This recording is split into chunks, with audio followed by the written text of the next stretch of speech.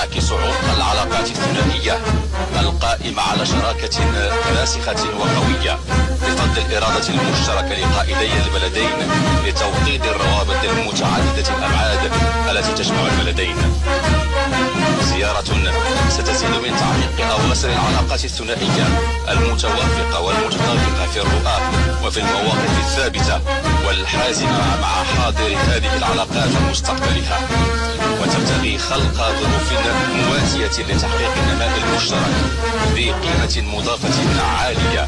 من شأنه تعزيز التنمية المتوازنة والمتناسقة والمتعددة الأبعاد. فبفضل الإرادة السياسية القوية والحتمية التاريخية والارتقاء حول عدد من القواسم المشتركة يتجه المغرب وفرنسا نحو المستقبل ونحو تأسيس تحالف استراتيجي قوي بين